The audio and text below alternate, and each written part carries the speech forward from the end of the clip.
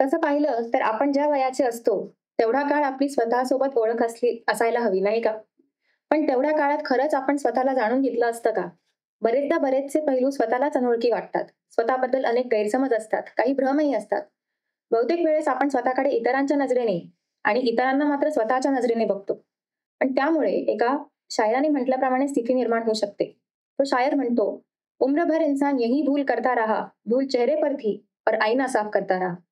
पण त्यामुळे नात्यांमध्ये दुरावा आणि मनामध्ये कटुता निर्माण होऊ शकते. स्वतःला किंवा दुसऱ्यांना समजून घेणं सोपं नाही. म्हणून या पुस्तकाच्या अनुषंगाने व्यक्ती आणि व्यक्तिमत्व या विषयावर आपले विचार मांडण्यासाठी येत आहेत प्राचार्य डॉक्टर रसाळ सर. रसाळ सरांनी पुस्तकाची प्रस्तावना लिहिली आहे. सिन्नर येथील मराठा विद्या प्रसारक समाजाचे जीएमडी कला, वाणिज्य आणि विज्ञान महाविद्यालयाचे प्राचार्य असलेले रसाळ सर सावित्रीबाई फुले विद्यापीठाचे मानसशास्त्र अभ्यास मंडळाचे अध्यक्ष आहेत.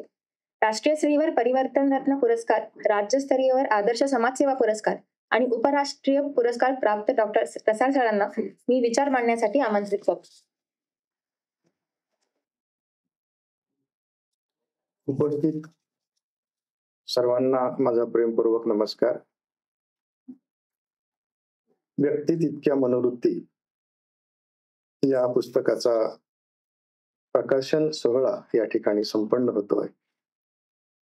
या प्रकाशन सोहळ्यासाठी उपस्थित असणाऱ्या कार्यक्रमाचा अध्यक्ष म्हणून आदरणीय शिरीष साठे, कार्यक्रमाचे प्रमुख अतिथी सन्माननीय निशिकांत देशपांडे, या कार्यक्रमासाठी उपस्थित असणारे सर्वच मान्यवर, विविध क्षेत्रामध्ये असणारे नामवंत व्यक्ती, ज्यांचा आवर्जून उल्लेख करावा वाटतो ते आमचे गुरुवर्य आणि मानसशास्त्राचे भीष्माचार्य डॉक्टर चंद्रशेखर देशपांडे, ज्यांनी या पुस्तकाला अतिशय सुंदर असं पिअर रिव्ह्यूड म्हणून जे काम केलं ते आमचे मित्र डॉक्टर दिगंबर दरेकर, प्राध्यापिका डॉक्टर अनिता दरेकर, ज्यांनी हे काम पुन्हा अतिशय जोमाने पुढे नेलं, त्या डॉक्टर गौरी गोखले,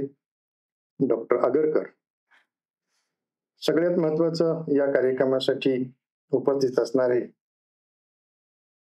या पुस्तकाच्या लेखिका अनुराधा हरकरे, इतर सर्व बालगोपाल. मला फार आनंद झाला आज की अतिशय छोट्या माणसापासून तर मोठ्या माणसापर्यंत सगळ्याच व्यक्ती या कार्यक्रमासाठी उपस्थित आहे.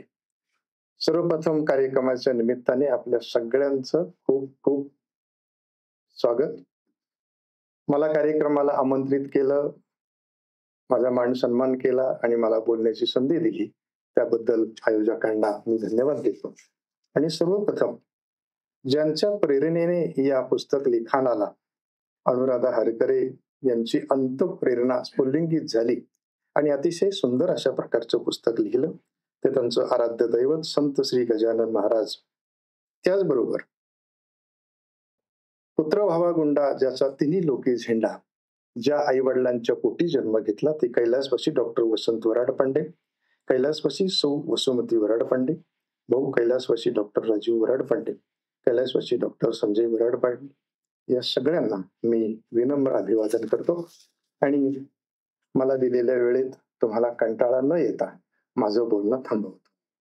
त्यावेळेस माझी वेळ कार्यक्रमाची संपलेली असेल 11:35. मित्र हो,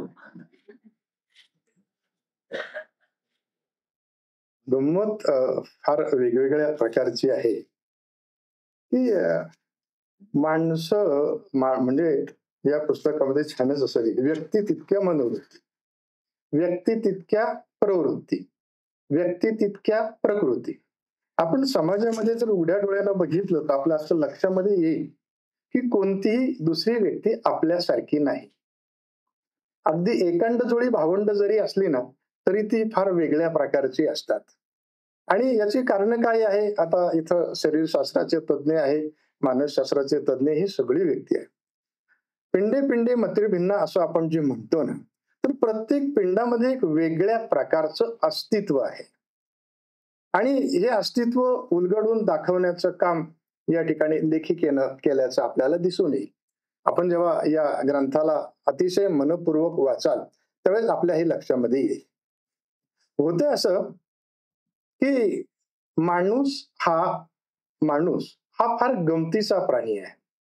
म्हणजे असं म्हटलं जातं की मॅन इज सोशल ॲनिमल.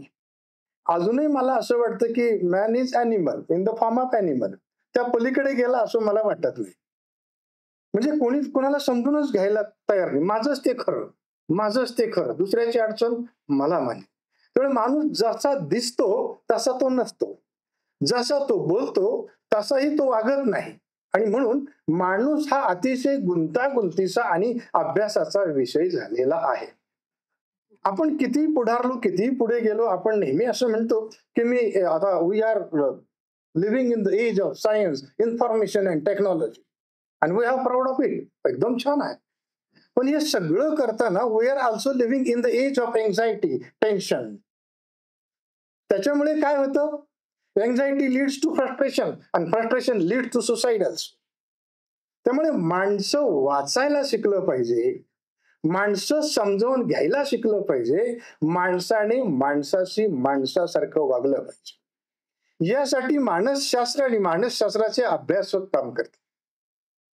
1879 मध्ये विल्यम वुंट यांनी जर्मनी या ठिकाणी लिप्झिग या ठिकाणी मानसशास्त्राची पहिली प्रयोगशाळा स्थापन झाली आणि मानसशास्त्राच्या अभ्यासाला प्रचंड वेगाने सुरुवात झाली. याचा अर्थ त्याच्या पूर्वी मानसशास्त्राचा अभ्यास होत नव्हता असं नाही. इसवी सन पूर्व 2000 ते इसवी सन पूर्व 500 या वैदिक कालखंडामध्ये पण अभ्यास झाला, पण त्याचं स्वरूप मानसशास्त्राचं नाही. मला नेहमी असं वाटतं की सगळे संत हे उत्कृष्ट मानसशास्त्रज्ञच होते. त्या त्या काळामध्ये समाजाला जशा जशा प्रकारच्या अडचणी निर्माण झाल्या त्या त्या अडचणी सोडवण्याचं त्यांनी काम केलं. जसं की आपण जेव्हा संत परंपरेचा विचार करतो किंवा संतांचा विचार करतो, आपल्या असं लक्षामध्ये येतं की संत रविदासांनी असं म्हटलंय, मन चंगा तो काठोट में गंगा, नॉट नेसेसरी कुठं जाण्याची. ऊस डोंगा परी रसो नवे डोंगा, काय भुललाशी वरलिया रंगा. व्यक्तिमत्व, व्यक्तिमत्व म्हणजे काय? व्यक्तिमत्व म्हणजे दिसणं नाही आहे. व्यक्तिमत्व म्हणजे असणं आहे. माझा धर्म काय? माझं कर्म हे माझा धर्म आहे. मी कोणत्या जाती पंथात कुठं जन्माला आलो हे नाही, माझा कर्म हे माझा धर्म आहे. डॉक्टर आगरकरांशी बोलत असताना मला फार मजा आली की कशी माणसं असतात. माणसाची श्रीमंती ही भौतिक साधनामध्ये होत नाही, ती मनामध्ये होते. According to Vivekananda, what is education? Education is nothing but a very essence that construct the mind and not collecting the fact. भौतिक साधनं गोळा करणं हे शिक्षण नाहीच. शिक्षण म्हणजे काय? तर आपलं मन घडलं पाहिजे. What is education? Education is nothing but to draw out the ability, the attitude, the interest, the achievement of the student. And what is the task of the teacher? The task of the teacher, ते त्याच्यामध्ये असणाऱ्या क्षमता शोधणं आहे. What is teacher? शिक्षक, शिक्षक म्हणजे फक्त शाळा महाविद्यालयामध्ये शिकवणारा शिक्षक असं नाही. कारण मग मी देशपांडे सरांशी बोलत असताना ते असं म्हणाले की शिक्षक म्हटला की 45 मिनिटं थांबत नाही. सर तुम्हाला धन्यवाद, तुम्ही 10 मिनिटात थांबलात. शिक्षक म्हणजे कोण? जो शिकवतो तो. लीडर म्हणजे कोण? जो पुढे जातो आणि इतरांना पण पुढे. आपण सगळे शिक्षक आहात. माझी आई माझी पहिली शिक्षक आहे का नाही बघा. मग डॉक्टर शिक्षक आहे, लीडर शिक्षक आहे, गाडीमध्ये आपण बसलो कंडक्टर शिक्षक आहे, ड्रायव्हर शिक्षक आहे, पण आपण तिथे हेल्पलेस असतो. त्याच्या लिडिंग खाली आपला कार्यक्रम चालतो, आपल्याला काही करता येत नाही. आणि म्हणून आपण जरी कितीही मोठ्या विश्वामध्ये वावरत असलो तरी सुद्धा मानसिक समस्या प्रचंड आहेत. आणि या मानसिक समस्या जर सोडवायच्या असतील तर आपल्याला मॅडमनी लिहिलेलं जे पुस्तक आहे व्यक्ती तितक्या मनोवृत्ती, हे अतिशय छान पैकी वाचावं लागेल. कारण हे वाचल्याशिवाय आपल्याला पर्याय नाही. या पुस्तकातून आपल्याला काय मिळेल? म्हणजे आतापर्यंत अनेक प्रकारची पुस्तक आहे. मॅडम मी तुमचं अभिनंदन करतो की आता आषाढी एकादशीच्या निमित्ताने मॅडमचे टेक्स्टबुक 11वं टेक्स्टबुक हे पब्लिश होत आहे. आपण जोरात टाळ्या वाजवू. आज योगायोगाने 2 दिंड्या इथं आहेत आणि आषाढी एकादशी पण होते. इतर त्यांची अनेक पुस्तकं आहेत. पण आता हे 11वं पुस्तक जन्म घेत आहे. 11व्या पुस्तकाला जन्म देताना त्या लेखिकेला काय किती त्रास सहन करावा लागला असेल, आणि त्यांच्या प्रेमापोटी मुंबईपासून नागपूरपासून आपणही सगळे आलात, हे कसलं आहे? हे आनंद द्विगुणित करण्याचं काम. या पुस्तकामध्ये असणारे सगळे जे मानसशास्त्रज्ञ आहे, विशेषतः समुपदेशनामध्ये काम करणारे सायकियाट्रिस्ट जे आहे, त्यांच्यासाठी उपयुक्त असं हे पुस्तक आहे. म्हणजे होतंय असं की आपल्याला पडद्यावर फक्त गोडगोड दिसतो. जसं आता आता कार्यक्रम फार छान दिसतो, अनुराधा मॅडम आल्या, सगळे अध्यक्ष आले, छान झालं, पण याच्या पाठीमागचे परिश्रम किती आहे? असं हे पुस्तक लिहिताना जो काही परिश्रम घ्यावे लागतात, जो काही त्रास सहन करावा लागतो, तो एकदम मोठा आहे. आणि म्हणून आतापर्यंत मानसशास्त्राची अनेक पुस्तकं मी वाचली. अभ्यास मंडळामध्ये 2011 पासून असल्यापासून अनेक पुस्तकांना मान्यता पण दिली. हे पुस्तक काय करतं, तर हे पुस्तक अगदी सुरुवातीपासून अरिस्टॉटल असेल, प्लेटो असेल, इथपासून तर आतापर्यंत असणाऱ्या शास्त्रज्ञांच्या पर्यंत त्यांची इत्थंभूत माहिती, ही सगळी माहिती इंग्रजी साहित्यामध्ये आहे, पण तिथपर्यंत आम्ही पोहोचत नाही 2 कारणामुळे. एकतर तेवढा वेळ आपल्याला नाहीये. आता सगळं ChatGPT पर्यंत आलंय, थेसिसचं नाव टाकलं तरी थेसिस तयार होतं. इथपर्यंत आपण येऊन पोहोचलो. एवढे आपण स्मार्ट झालो. मग स्मार्ट झालो का नाही मला माहिती नाही, पण आपण म्हणायचं आपण स्मार्ट झालो. हे पुस्तक काय करतं, तर हे पुस्तक प्रत्येक मानसशास्त्रज्ञाच्या बालपणाचं, शिक्षणाचं, त्यांनी ह्या बाबीकडे ते का वळाले आणि त्यांच्याकडून आता ते काय देणार आहे. म्हणजे खरं तर मनोविश्लेषण सिद्धांत डॉक्टर सिगमंड फ्रॉइड यांनी जो मांडला, हे सगळं याच्यामध्ये त्यांनी मांडले. काय होतं की सिगमंड फ्रॉइडच्या विषयी फार लोकांना कुतूहल आहे, आणि सिगमंड फ्रॉइडचं जे सगळं साहित्य आहे ना, ते आपल्याला इंग्रजीमध्ये इंग्रजी विषय, मराठी विषय या सगळ्यांना पदव्युत्तर शिक्षणासाठी ते अभ्यासावं लागतं.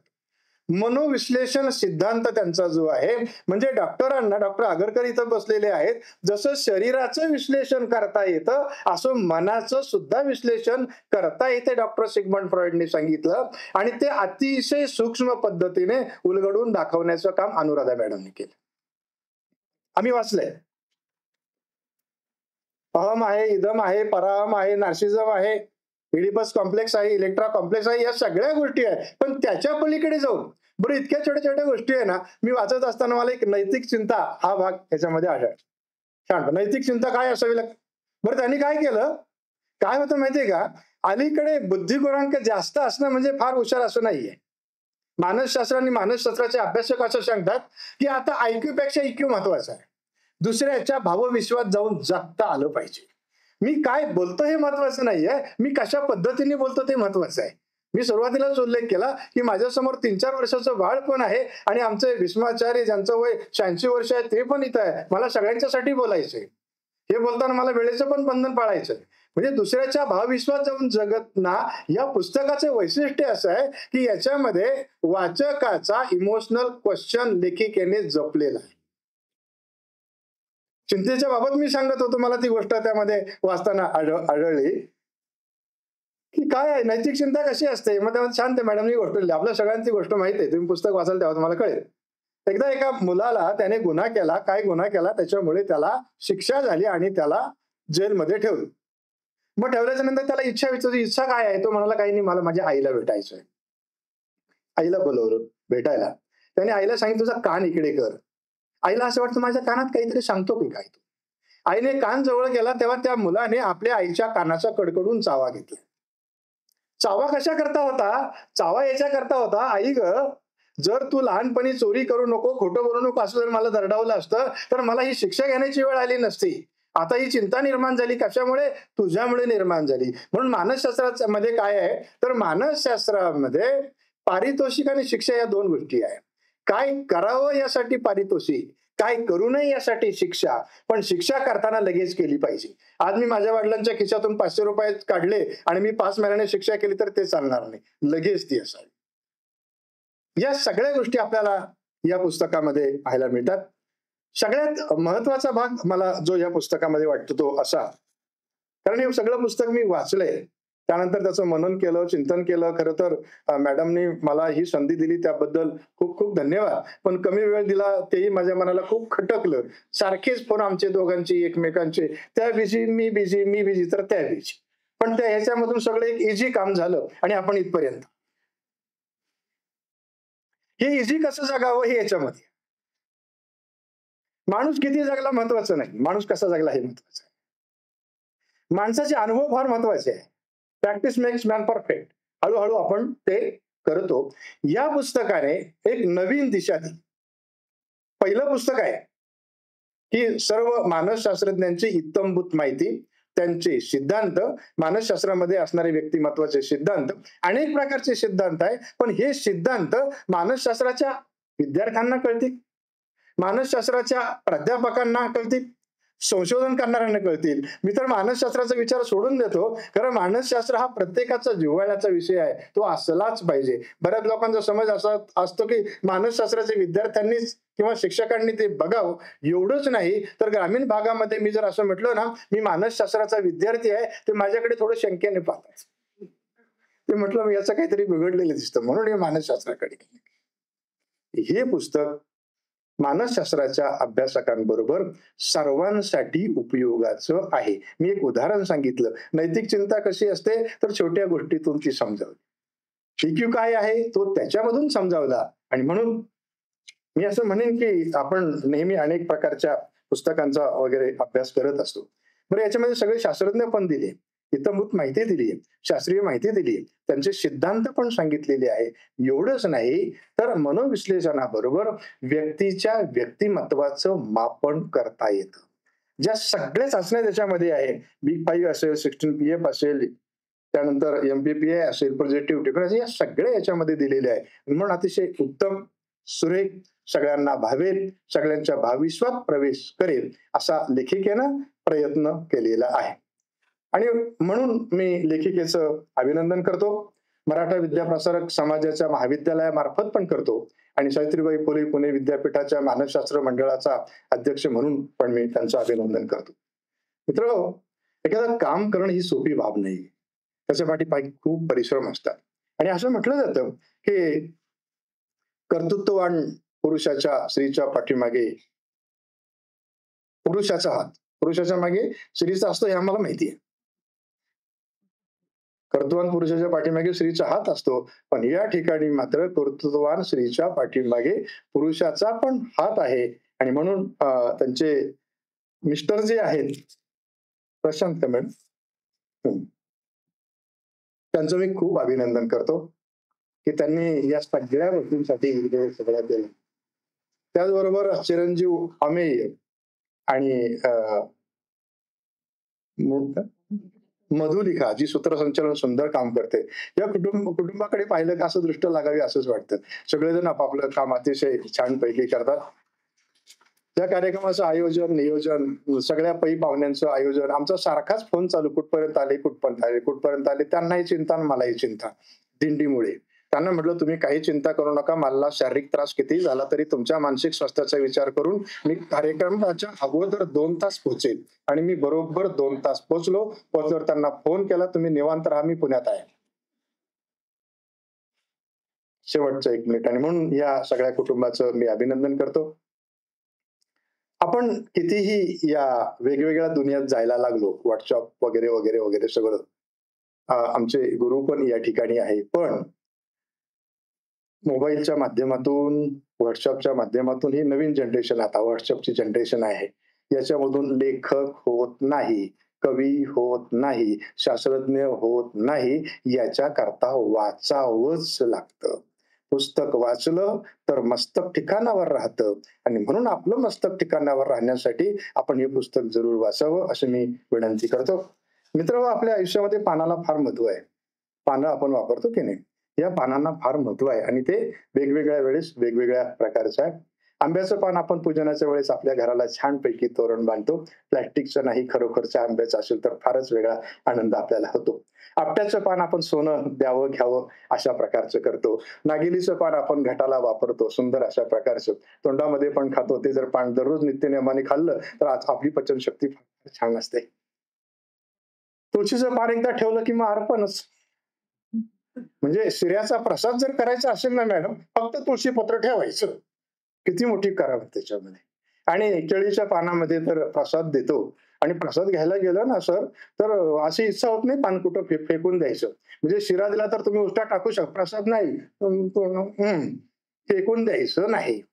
जसं आंब्याचं पान केळीचं पान, आपट्याचं पान, तुळशीचं पान, तसं या पुस्तकाचं प्रत्येक पान जे आहे ते आपल्या मस्तकासाठी अतिशय व्यवस्थित आहे. आपण ते बारकाईनं वाचावं. ही वाचण्याची शक्ती, समज आणि भाव तुम्हाला परमेश्वर देवो, पांडुरंग देवो, ज्ञानेश्वर माऊली देवो, अशी मी परमेश्वर चरणी प्रार्थना करतो. पुन्हा एकदा आयोजकांनी मला या ठिकाणी आमंत्रित केलं त्याबद्दल धन्यवाद. बोलण्यासारखं खूप आहे, पण 11:35 झाले आणि घड्याळ मला असं सांगतं की तुला थांबायचंय, कारण अध्यक्षांना आता बोलायचंय. थांबतो. जय हिंद, जय महाराज.